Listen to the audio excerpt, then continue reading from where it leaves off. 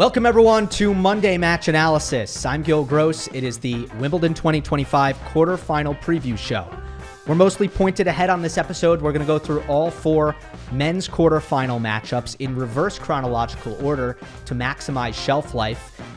There will be timestamps, so if you're interested in skipping around, that opportunity will very much be there. Will there be some fourth round talk, some round of 16 talk? Yes, to varying degrees based on the amount of relevance and the amount of useful insight I feel that I can provide, which is often what it comes down to. But mostly the quarterfinal previews, a little bit of fourth round recap. Not going to lie, feeling somber right now. And how could you not if you witnessed those heart-wrenching scenes on center court on Monday evening at Wimbledon? Grigor Dimitrov up 2-0 against Jannik Sinner and forced to retire with a right pectoral injury that was probably pretty severe based on the lip reading. I mean, he knew exactly what had happened, and when the pec goes out, you feel it, I would assume. So there was no attempt to even play through it. Grigor knew he was done. Unfortunately, there was probably a pretty severe structural issue there. So in the larger picture, it is a tragic microcosm of what we've seen the last couple of years for Grigor Dimitrov, where two things are happening at the same time. And those two things are the tennis being awesome, the tennis being far better than anybody could have imagined at this stage in his career about 5 years ago. And then the other thing that's happening is at the four most important tournaments of the year, his body cannot hold up. And it's now 5 majors in a row where Dimitrov has had to retire mid-match. I think all throughout the 2020s, honestly, his health at the slams has been pretty suspect. He's got 10 career retirements at majors, and I believe it's 59 main draws played. And that doesn't count a couple of recent examples where he's toughed through it, where he could have retired and didn't, but he was severely compromised in some of these matches. U.S. Open 2023, I believe, comes to mind. Australian Open 2021, the Karatsev year, comes to mind, where his back went out. So, man, it's been miserable to see, and your heart goes out to him. This is happening to a guy who everybody loves, by the way. Everybody loves. He's given so much to this game, has been such a pleasure to watch over the years, has been such a class act over the years, and the way these injuries have played out have been nothing but pure tennis cruelty. You look at what he did last year, really from the back half of 2023, second half of 2023, all of 2024, he played at a top 10 level, never got his ranking up there because he wasn't getting any points at the slams. At the end of the day, that's the reason. 2023 got a lot of bad draws at the slams. That was the reason. But win-loss record last year, 49-17. Most wins since 2017. Identical record as 2017. Remember where he finished 2017? Remember where Dimitrov finished in the rankings? 3 in the world. So just from a pure win-loss record standpoint, that's how good he was last year. Just didn't happen at the big events. Speedy recovery for Grigor. Please. We hope he gets better fast. As far as the match is concerned, we'll start there, and then we'll get into our first quarterfinal preview, which is Sinner versus Shelton. That'll be followed by Djokovic versus Cobolli. And then tomorrow's quarterfinals, Fritz and Khachanov, Alcaraz taking on Cam Norrie. So Dimitrov went up 2-0. Let's start with what he did well and how he was impacting the match. I've been saying it for the last couple of years as Dimitrov has played such terrific tennis. A lot of it is the serve and the forehand and just how good that combination of shots has gotten. I think Dimitrov last year, I can check this real quick, I think he was the leader in holds rate on tour. At the very least, the leader in first serve win rate. Let me check that for us right now. First serve win percentage, second after Alice. So basically, and then, in between Alice and Pecci Pericard. So really in between two essentially serve bots. But then if I go to hold percentage, now he actually goes way down because he didn't win as many second serve points. So first serve was so deadly. I can't overstate how deadly it was in the first two sets of the Sinner match. And he's got the forehand to follow it up. Grigor's first serve average speed is 126 miles per hour. That's where he sits. And by the way, you're not going to find a lot of people who sit higher than that. You're going to see Hurkacz above that number in the top 20 when he's in the top 20. You're going to see Zverev sit slightly above that 126 number generally. You're going to see Shelton sometimes be above that number. And in reality, we know he has that in him, but because he mixes it up so much, sometimes he's even lower than that. Point is, 126 is a great first serve average. It's great. What he was doing through two sets against Sinner was averaging 130. Bumping it up 4 miles per hour. When I looked at the Tennis Insights numbers last year, among top 20 players, who are the players who hit closest to the sidelines? You take body serves out of the equation, take them out of the sample. When these pros are going for either the tee or out wide, how close to the sidelines can they hit? Dimitrov was third best after Hurkacz and Djokovic. So here is an elite spot server, averaging 130 on grass with a great forehand to back it up. Here's the reality. In these conditions, with Dimitrov playing that well on those two shots, you're not breaking very often. You might have a couple of chances to break. Sinner broke once at the end of the second set.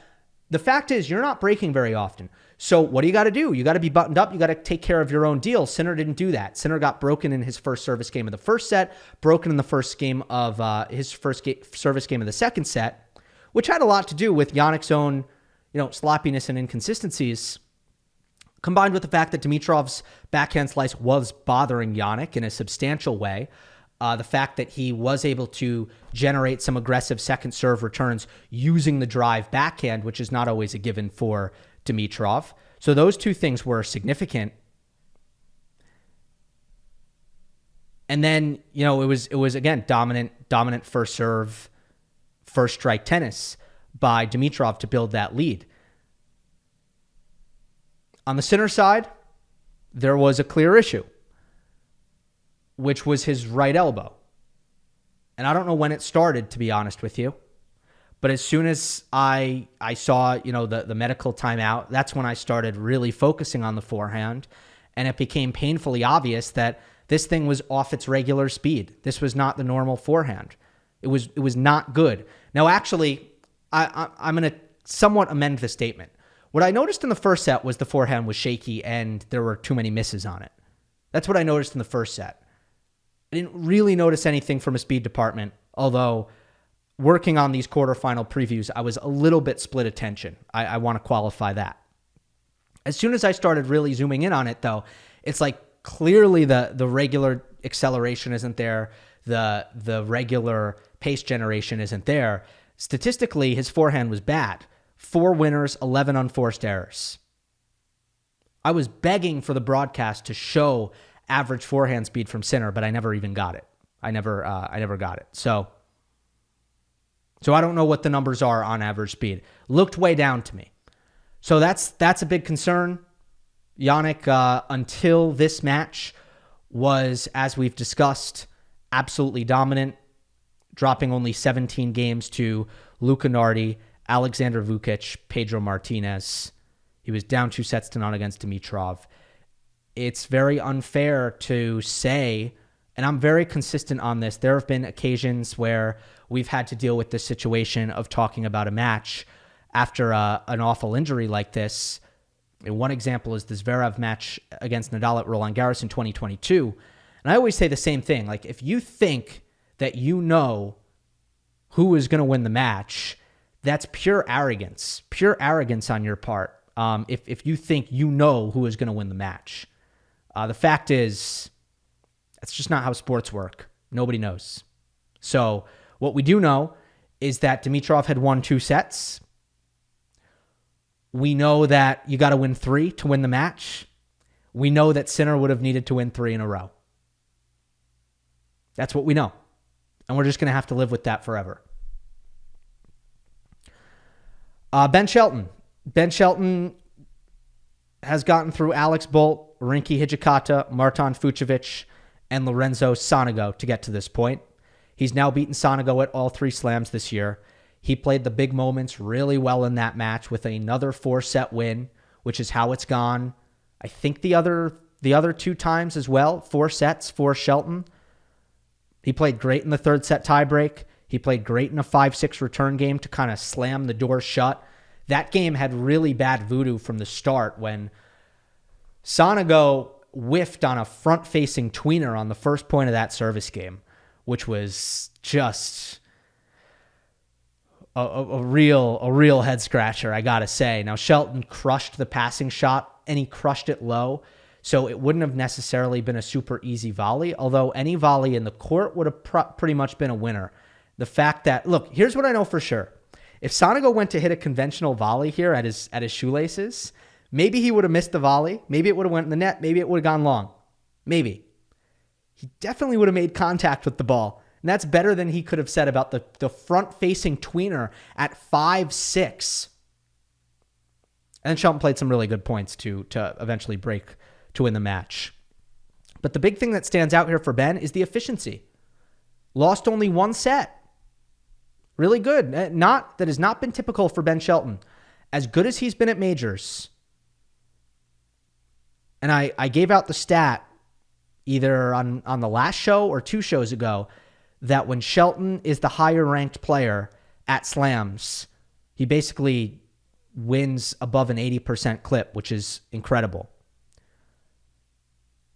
But I've also broken this down statistically and highlighted how rare it is that he wins in straights. And that's been the juxtaposition with Shelton. But here he's actually done a really good job of winning easily. Head-to-head, 5-1 Sinner. Shelton won the first meeting, Shanghai 2023.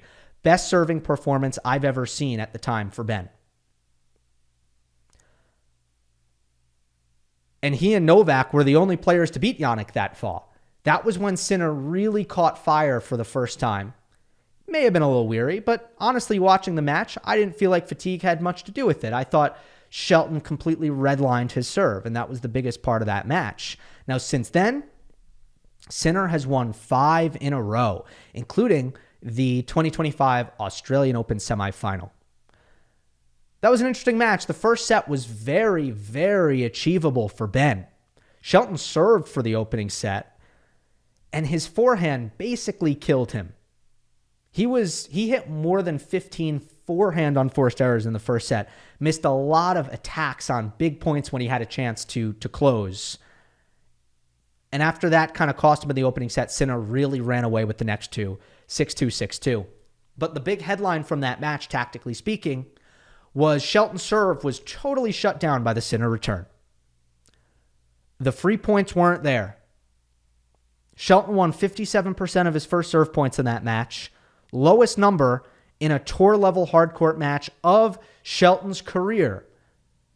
The narrative was, oh, Ben had a terrible serving day. Whoa, hold on. Wait a second. Because the second worst first serve win percentage match of Shelton's career on hardcourt was at Indian Wells against Jannik Sinner. So the common denominator here is Jannik Sinner. The fact is, Sinner doesn't appear to be too disturbed by what Shelton does with his serve. Ben has the best spin and speed variety on tour by far. Nobody has the kind of range that Ben has where he can hit the flat bomb at 140. He has the slice serve that has a ton of left to right swing. And then he has the kick serve, which is actually has that twisty spin and bounces the other way. So you've got the slice serve that goes left to right. You've got the kicker that bounces off to the left. And by the way, the variance in speeds is from 95 miles per hour to 140.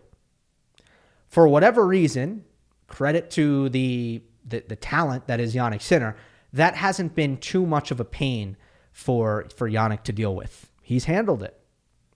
So what I said at the time after that Australian Open semifinal, which is the last time that these two played, I said at the time that Shelton actually just needs to simplify his approach and try to hit bombs into the corners. Yeah, that's what you got. Hit bombs into the corners. Stop it with the variation and the mixing it up, because Sinner just isn't being affected by it. So that brings us to the prediction here. And I think if you're predicting this next match, you got to start with Sinner's health situation. Do we assume that there's a big problem for Sinner, given the fact that his forehand was not good against Dimitrov? He was shaking out his arm. He was taking painkillers. He got a medical timeout for the elbow. I mean, a lot of bad signs. Tough call. I hate arm injuries. I think arm injuries are terrible. And I think even when arm injuries are not there, they can almost be there and linger in the head of a tennis player. So I'm a little torn on this, but I'm just going to take the side of modern medicine, because this is the first time in the tournament that I'd seen anything go wrong for Sinner. By the way, it's kind of puzzling. I think it might have been a fall on his right arm where he was bracing himself as he went down, where he hurt it. But I haven't heard Jannik confirm that. I'm sure you guys will jump in the comments if you've heard him confirm that or not. It might have been that. If it wasn't that, then it would be kind of surprising just based on how little tennis that Sinner had played in the lead up. But whatever it is, I think I'm going to go with modern medicine here, especially because Jannik now knows it's an issue, and all of the kind of pre-match rehabilitation and pain-killing measures that need to be taken will be taken. So I'll assume it's not going to be an issue. There's going to be an MRI tomorrow. Maybe I'll be dead wrong on that. It's hard to predict health, obviously. For Shelton, I also think there's a big question coming into this match. And that question is, how good is he on grass, actually? From a condition standpoint, what are we to make of all this? Because his best win on this surface is against 33-ranked Lehechka in Stuttgart. And that was a match, by the way, where Ben Shelton barely had to play tennis. He definitely had to serve. But that's about all he had to do. He aced Lehechka. It was actually probably the most dominant serving performance I've seen in the last decade. 40% ace rate. 95-degree day in the hottest, on the fastest grass court in all of tennis. Basically didn't need to play. That's his best win on grass so far. Obviously, it wasn't the most convincing lead-up as a whole. Playing Stuttgart, playing Queens, playing Mallorca. He took a lot of L's. And then on this run here at Wimbledon, he's been really fortunate to, I think Bolt is a tricky first round, but he's limited. He doesn't play well from the baseline. Hijikata, a little bit limited in the weapons standpoint, although he's really well-rounded. Fucsovics is coming off of a couple of five-setters at 33 years old. Sonego is coming off of a match that took him more than 5 hours, and it's a comfortable matchup. So I just still think you have that lingering question, like, who is Ben on grass right now? Now, in general, in the larger picture, I think Shelton showed against Alcaraz at Roland Garros that he's just about ready to make a splash here. It's been a good season overall as well for Ben, especially at the majors, but that match against Alcaraz, that's the first time that he's looked really, really threatening against elite competition. Really threatening. You guys know, if you've heard any of my preview content, that I'm just not buying into the angle that, like, oh, if Shelton can do that on his worst surface, then he can be even better on grass. That's not how I view the conditions thing here. I think there are things about Shelton's game that are actually better for clay than for grass. Maybe some things that are better vice versa, right? I'm just saying. That's where I stand on it. All right, there are 3 reasons I'm going for Jannik Sinner here. The first is that he seems to have a great feel for returning Ben's serve. The second is that I think Shelton is going to try to avoid the baseline exchanges, come forward a lot, as he should. I'm just not sure if the volleys for Shelton are quite consistent enough. If he's going to be forward, 12, 13 times a set, maybe more. I'll say 12 to 17 times a set, which I think he will. Can he can he just be really reliable up there against Sinner's defense and his scrambling? It's really difficult to net rush on Jannik. We've covered this a lot. He's really good at driving the ball when he's stretched out. He's really good at taking time away that kind of just limits, standing his ground, which limits your time that you get to close the net. I think Ben's going to come in. I'm just not sure how efficient he's going to be coming in. The third reason is that while Ben's backhand is improved, I do think it still needs to get better if he's going to beat Sinner on grass. I think Jannik is going to find it on the return of serve. I think he's going to find it from defensive positions. And I think in rallies, he's not just going to mindlessly pepper it. He's going to open up space into it. I actually think he'll go hard into the forehand quite a bit. But he'll move the ball around and he'll force Shelton's backhand to perform at a high level in these baseline rallies. And that is clearly the weak link in these baseline rallies. And I don't think it's going to be something that Shelton will be able to overcome. Although, because Shelton has never been more dangerous than he is right now, and I think he's primed for a breakthrough, because Sinner needs his right arm to be healthy, I think there's a fair bit of intrigue coming into this match, and I will give it 5 sets. I'm going to go Sinner in 5. Next up, we'll hit on Djokovic versus Cobolli, but first I want to shout out Geau Sport, which is sponsoring Wimbledon 2025 coverage on Monday Match Analysis. Geau Sport, family-owned company, which specializes in just tennis bags, so they do it way better than the other brands who are juggling a billion different products at once. Recently, I've been traveling back and forth quite a bit. In fact, I'm going back to LA on women's semifinal day, I believe. And I only really need to carry 2 rackets around at once. So I have been rocking with the Axiom Tennis Backpack 2.0, which I do want to just show on YouTube here because I have it with me. If you can see this bag right now, this back compartment that holds the rackets, it leaves all of the rest of this space, which is like 95% of the actual space that the bag takes up for everything else. 6 separate compartments so you can organize your equipment however you see fit. It also has this special ventilated pocket that I love to use for shoes. You can also use it for dirty clothes. And again, it's ventilated so it won't get all too stinky on you. The side pockets are nice and large for big water bottles, which is a big deal as well.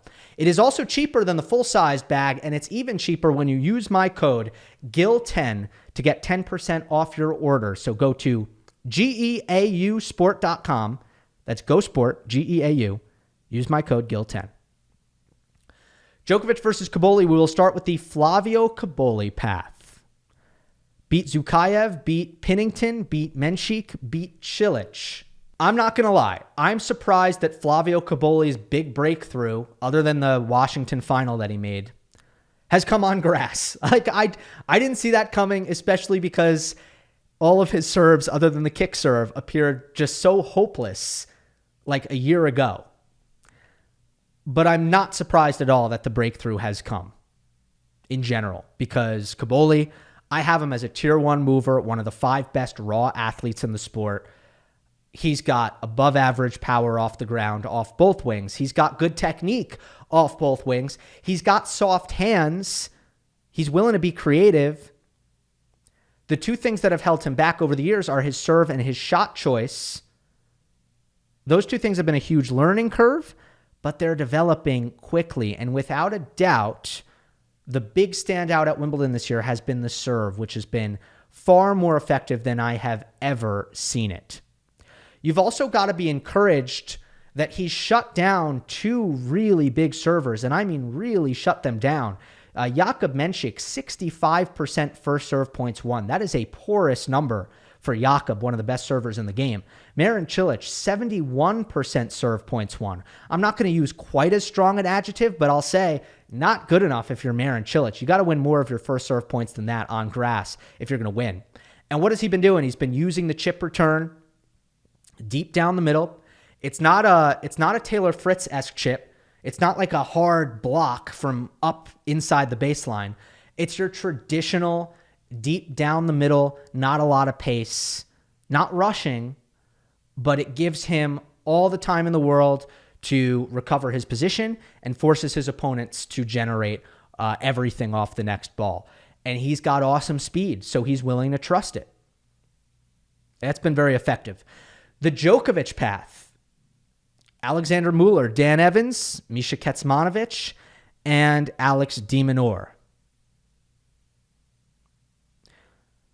He had one little blip where he wasn't feeling well against Alexander Mueller. Other than that, up until the fourth round match against de Minaur, it was pretty straightforward. The one oddity here, if you look at the totality of his path, is he has yet to face even an above average server, which is interesting.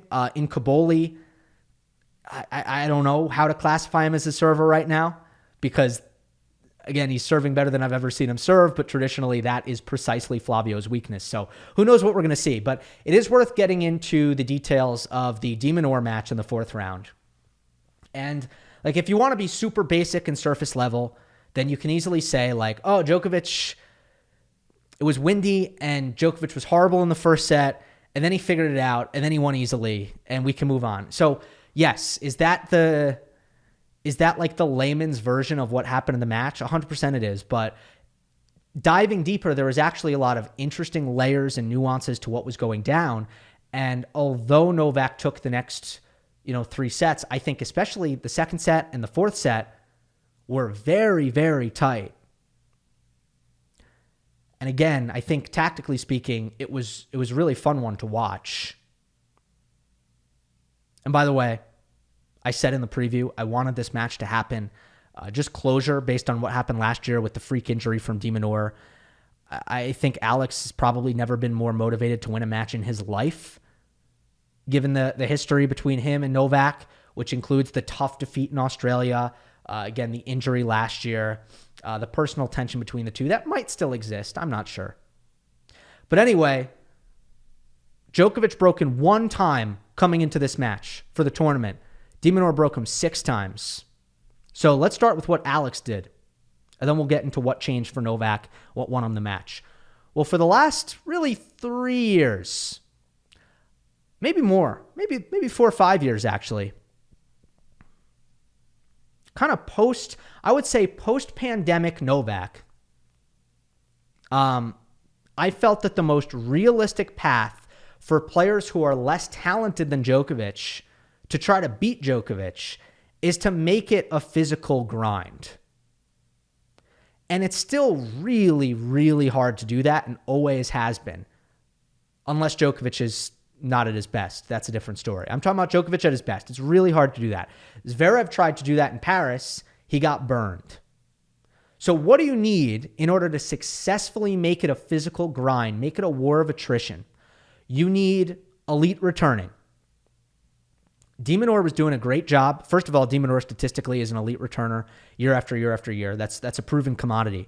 He was especially doing a great job with Djokovic's slice serve out wide to his forehand on the deuce side, which is a serve that a lot of players just have no answer to. But De Minaur was cutting it off really, really well.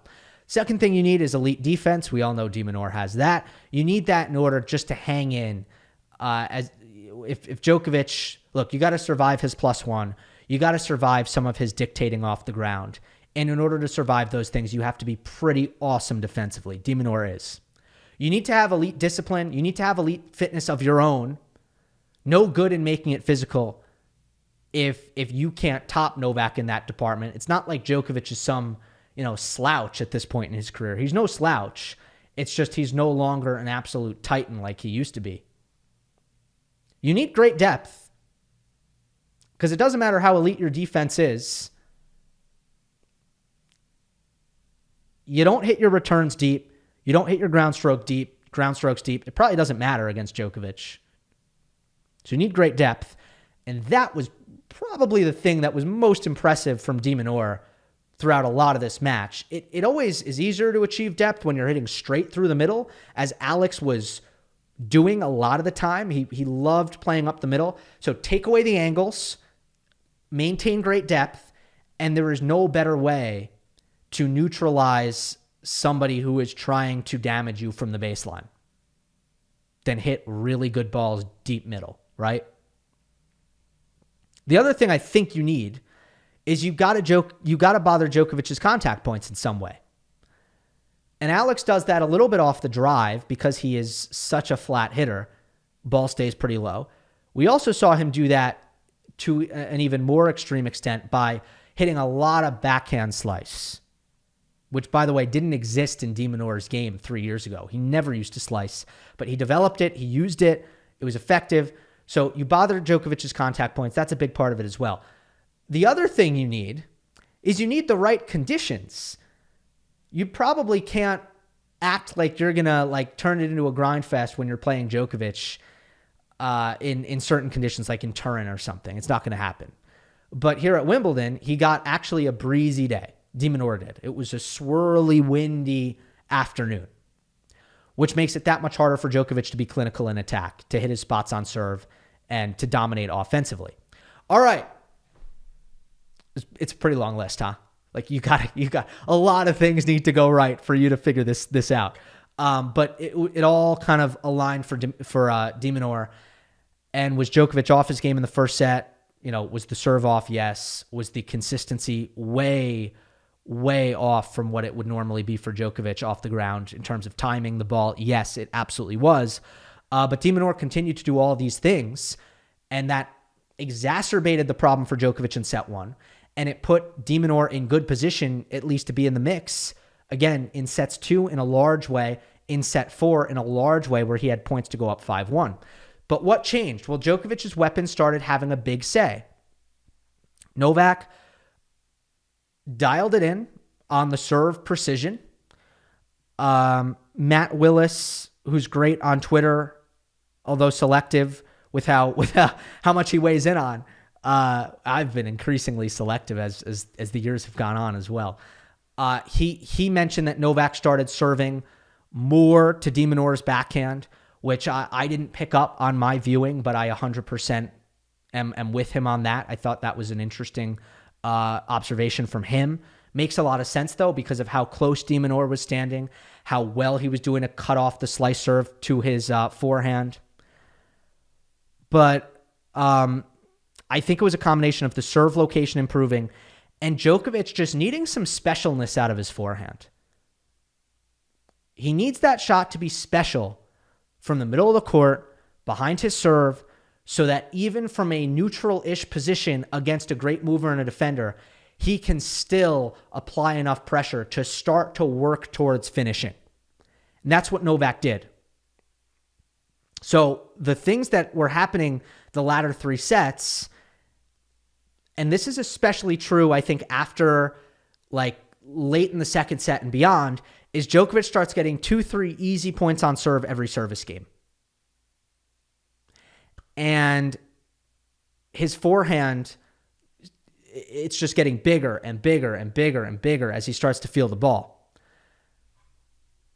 On the other hand, for Minaur, although he had this awesome strategy from the back of the court, was so good in the rallies, and I don't have the stats, I can assure you I can almost guarantee Alex got the better of the lengthy rallies. I bet he won 9+. I wouldn't be surprised if he won 5+ as well, although maybe not. I don't know for sure. But I do feel like Minaur was slightly better from the back of the court for the match. That didn't matter, though, because while Djokovic was getting an advantage from his serve, a couple of easy points every service game, Minaur was getting a flat-out 0.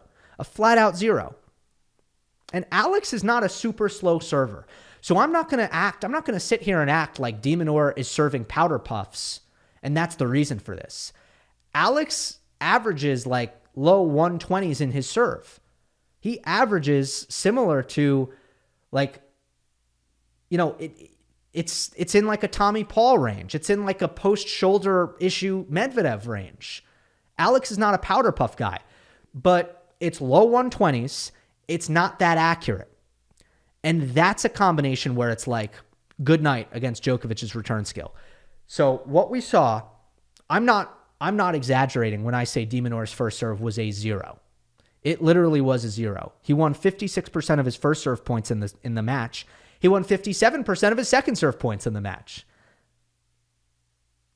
That means his first serve was a nothing burger against Djokovic's return. That's what it means. So that was the difference in the match. Serve return dynamic is where Alex was outmatched. Despite having all these things go his way, great tactics, and just like a really good plan to beat Djokovic. It just didn't matter because the serve return dynamics were too lopsided. All right. Head-to-head, Djokovic-Cobolli, it is 1-0 in favor of Novak, 6-1, 6-2 in Shanghai last year. I think Flavio was having shoulder issues. Just saying. Not that that would have changed the results, but it might have been Cobolli's last tournament of the season, and then he had a bad shoulder injury where he didn't even touch a racket for over a month after that. So I assume the shoulder wasn't feeling great for that match. That's the context. We don't need to talk about the head-to-head, obviously. Let's move on to the prediction. A couple things I'll be watching out for. One, Cobolli has a chance to play on the return, much like Alcaraz has played on the return against Djokovic the last 2 years. No pace, deep chip down the middle, make Novak generate off that first ball, use the elite speed to kind of scramble back into the points. And Alcaraz has been effective there. So that is a glimmer of hope for Cobolli. Can he neutralize Djokovic's first strike tennis, which is so dominant on this surface, with just the block return middle combined with the elite speed? Now, there's also a question of handling the moment, and that might be tough for Flavio. It's his first time on center. I will say he has good courage. He has good main character energy. It seems like he likes big stages somewhat, but I've also seen him in some big matches get way overexcited and overhit like crazy. This is another thing that reminds me of young Alcaraz. When I watch young Alcaraz, I'm like, okay, there's two things that's apparent about this guy. He does not get passive in big spots. He's never fearful of the moment, but he can get overexcited, and that can really chip away at his discipline. So I think that's one thing to watch out for Cobolli. On a big point, is he just going to overplay? I think that's very, very possible.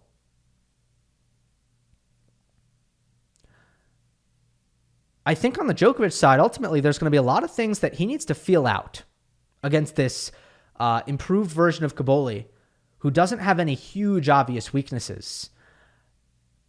Is there going to be a consistency advantage for Djokovic backhand? Is Novak going to have an ability to rush Cobolli's forehand defense when he plays fast into that wing? Is the serve and volley going to be available off of Cobolli's chip return? Is it going to be possible for Cobolli to chip deep middle? Or is Novak just going to be like, no, I'm a serve and volleyer if you're going to do that? Look out for that. And is Cobolli's kick serve going to be attackable on the grass, which isn't going to give it the jump that Cobolli usually gets? So these are some of the questions. I think Novak is going to have, some feeling out to do, some figuring out to do. And I think this is a way harder match than it seems on paper. It seems like just like a great draw for Novak, a great quarterfinal opponent. And I just have a lot of respect for Flavio's ability. And I don't really see it that way, but I'm still picking Djokovic in 4. Okay, let's talk Fritz-Khachanov. This one I think will be a little bit quicker than the others. The Fritz Path, Giovanni Pecci-Pericard, Gabriel Diallo, Davidovich Fokina, Jordan Thompson. In the round of 16 2 mornings ago, not much of a match. Thompson, unfortunately, retiring down a set and 3 love. It is worth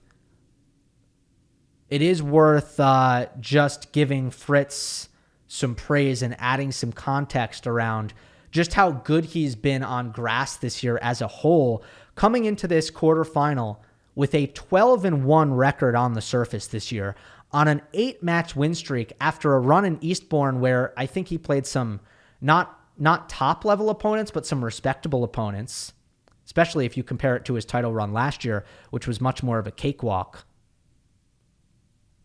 9 of Fritz's 12 wins on grass, if you include Jordan Thompson, which is kind of a win with an asterisk, but 9 of the 12 are against top 50 players.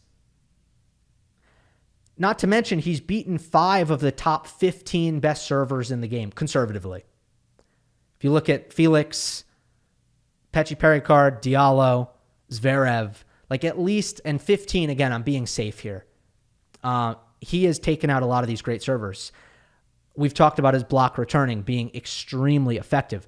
He's also beaten Davidovich Fokina twice, Brooksby twice, more movement-oriented, consistency-oriented baseline players. It's been really impressive from Fritz up to this point. Khachanov, he beat McDonald, Mochizuki, Borges, and Kamil Majstruk. Really sharp performance against Majstruk. Straight sets. Khachanov had a great serving day. Backhand was red hot. Backhand was money in this match against Majstruk. But before then, Khachanov had a lot of close calls. He went 5 sets with Mochizuki. He actually won 7 fewer total points in that match against the Japanese qualifier. And Borges served for the match at 5-3 in the fourth and was overcome by the moment based on how he played. The head-to-head is 2-0 Khachanov, but their meetings were in 2019 and 2020. Doesn't tell me much. Does not tell me much, if anything, because that's more of where they were at in their careers. Khachanov has been in the mix since 2018. He's been a pretty consistent top 20 guy since 2018. Taylor had a shift where he totally changed who he was as a player fall of 2021. Anytime I see a result that's well before fall of 2021, I'm like, okay, like that's Taylor when he was just mediocre. That's Taylor when he was, in the 50s, sometimes in the 40s. It just doesn't tell me much. So we can move on to the prediction. These guys, they're stylistic mirrors. Big serving, solid baseliners. Low variety players. Some considerable power from the back of the court. But I don't know. They're somewhere in between power baseliners and solid baseliners. They certainly have a lot of pop on the serve.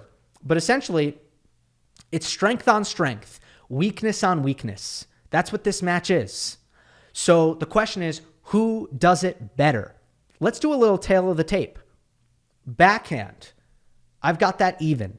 Forehand, give me Fritz's forehand over Khachanov's forehand. It's more accurate in attack, and it's less rushable. Serve, Taylor Fritz.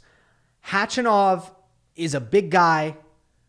He's 6'6". It's very imposing, but if you look at the underlying numbers, his serve does not dominate the way Taylor's serve does. Taylor is the better server.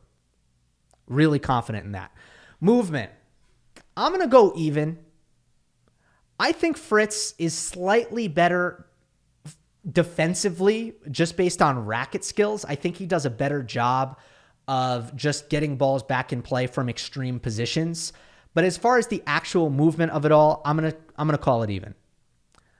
Variety, even. Mental, I think even at this point. Khachanov is so seasoned, such a great competitor at majors, but Fritz is at max confidence level right now. So I'm gonna go even for that. So I can't find a real solid advantage for Khachanov, and that's why I'm going Fritz in 4. Ending on Alcaraz versus Norrie. The Norrie Path has gone as follows. RBA, Tiafoe, Mattia Bellucci, and Nicholas Jarry. Round of 16, Jarry hits over 100 winners, over 40 aces. But when Norrie got a racket on the ball, the pace didn't seem to bother him all that much. It was a really good display of absorption skills. The consistency from Norrie was impressive. The depth was impressive. He was 8 for 8 on breakpoint saved, so he went all 5 sets without dropping serve. And as soon as he got Jarry moving, it was pretty easy for him to force errors. And that was the big difference in the match, which is like, honestly, that's not saying much because we kind of know that going into any Nicholas Jarry match, that if you just get things to kind of get a little shifty, Nico he's not going to be able to really handle that. And Norrie does a good job with his ball placement as well, right? We'll get more into that in a moment, but this run from Norrie, first of all, it's been kind of brewing. He was really struggling in the first half of 2025, but then he went semis in Geneva. He had a good Roland Garros run to the second week. And now he's picked it up at Wimbledon where he's had success in the past. Grass resume. 2-time Wimbledon quarterfinalist now. Former Queens finalist. Last year, straight set win over Draper. And then in a larger context for Norrie, he's seen as this guy who had sort of this little flash in the pan run. And I totally push against that. Now, was 8 in the world, did that feel sustainable? I'll admit, no, it didn't. And it wasn't. But he was top 20. He finished top 20 3 years in a row. Year-end number 12, year-end number 14. And then in 2023, after the first 3 months of the season, you started to see it decline a little bit. Year-end 18 that year. You can't fluke 3 years in a row. You can't. Which is why I am a Cam Norrie respecter, and I take issue with anybody who acts like Cam at his best is not a problem for most guys, because it is. On this run, we've seen above average serving every match. We've seen prime Norrie consistency levels. He is such a high effort defender. He's got old school grass court movement. You're not going to see him slide around, but he changes direction really well with a lot of those little choppy steps out of the corners. And he constructs points. He opens up the court. He finds angles on that backhand cross court that are sharp. Same thing on the forehand cross court. And then he'll just redirect and he'll maneuver the ball around the court, and he does it without missing. So is there a ton of brute force in the game? A ton of power in the game? No. He finds ways to work around it. He finds ways to still be difficult for guys. All right, the Alcaraz path. Fognini, Tarvit, Struff, Rublev. My take on the Rublev match, I thought it was pretty positive for Andrey. The things that Rublev does well, he did really, really well in this match, which is stand up on the baseline, hit phenomenal forehands, hit big backhands as well. And I think the consistency aspect with Rublev is so overlooked, because if you consider Andrey like a ball basher, look, the reason why he was a top 8 player for 5 years in a row is because not only was were his ball speeds always high, and was he a baseline hugger to kind of add to the suffocating quality of his baseline play. He's also just a guy who didn't miss a lot off the ground. I think the consistency was a huge part of it. So he had all that going, and it was also probably as big as I've ever seen him serve. But the things that Andrey doesn't do well, he didn't do those things well. So he lost the first set because of volleys, essentially. He just couldn't finish volleys. And his second serve was really vulnerable, and Alcaraz jumped all over that as a big edge in the match. But, it was a really competitive match where, by the way, Alcaraz's scrambling was just ridiculous at times, especially on a big point when he really had to lock it in, because there were a lot of occasions where, Rublev was doing his thing. As I mentioned, the ball striking was at a high level for Rublev. He was inside the baseline. He was dictating corner to corner, and Alcaraz was able to absorb it because just that's how well he can move and defend and turn points around. Head-to-head between Alcaraz and Norrie there's more to this than you'd think. It is 4-2 Alcaraz. However, it's been about 2.5 years since they last played. The first time they played, US Open 2021, Norrie was the favorite. Norrie was a seeded player against an unseeded Alcaraz in the first round of the US Open before Carlos had really done all that much. And I think Cam was probably one of the first players on tour to realize how good Carlos Alcaraz is, because Carlitos beat him in straights. And then he beat Tsitsipas a couple matches later. They've had a lot of competitive matches throughout their head-to-head. Norrie beat Carlos straight up in Cincinnati 2022. Rio 2023 is the other Norrie win. Alcaraz had a physical issue there, which definitely played into it. But at the end of the day, from a Norrie standpoint, you cannot come into this match feeling better about how you've performed against Alcaraz in the past. Now, I think the key here, though, is all about Norrie's backhand cross court. One thing I didn't mention about the Jarry match, there were so many just routine backhand cross-court rally balls. They look like nothing. It looks like Cam is just hitting the most run-of-the-mill backhand cross-court in the world. And Jarry is making forehand errors. I saw so much of this. When you look at it closer, you realize that Jarry is not that he's a model of consistency, but he's missing far more often because he's hitting the ball from his knees as opposed to from the level of his hip, or ideally in between his hip and his shoulders. And it just makes things so much tougher. A lot of playing Norrie on grass is how annoyed are you going to be hitting forehands from your shoelaces based on how low Cam's backhand stays. And in general, I think Alcaraz is pretty well equipped to deal with it. I just think I've never felt like his low forehand, at least not recently, has ever been too big a problem for him. He's obviously a high racket speed guy who gets a lot of RPMs to get the ball up and down quickly, which is key in this kind of scenario. My big concern for Cam, the biggest thing I'll be watching out for here, is Norrie's consistency on the attacking forehand. Because as much as Cam will lean on things like returns in play, making a lot of extra balls, staying really solid, that's kind of the hallmark of Cam's game, which has looked so good at Wimbledon this year. He still needs some offensive output. Like, he's still going to need that. And what I often see from Norrie is when he's playing the very, very best, he asks his forehand to do a little bit more, and he will overplay. He will overplay based on the speed and defensive capabilities of Alcaraz, because it's not a shot, Norrie's forehand, it's not a shot that is supernatural in driving up the ball speeds and hitting close to the lines on a consistent basis.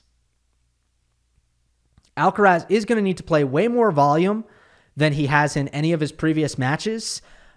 He has, played guys like Fognini and Struff and Rublev, who are offense-oriented. Tarvit, not so much, but he's just way less disruptive than Norrie is in general. And what Carlos needs to do better is the forehand consistency has been very uneven from Carlos. There have been moments in almost all of his matches where Alcaraz's forehand has been a loose cannon and he hasn't had the timing on that particular wing. So that needs to hold up. I think this is going to look a lot like Alcaraz's matches throughout this event. I think there could be some inconsistent patches based on what we've seen. But when Carlos locks it down, I think he has plenty in this one, which is why I'm going Alcaraz in 4. Enjoy the matches, everybody. Hope you enjoyed. Don't forget to subscribe. I'll see you next time.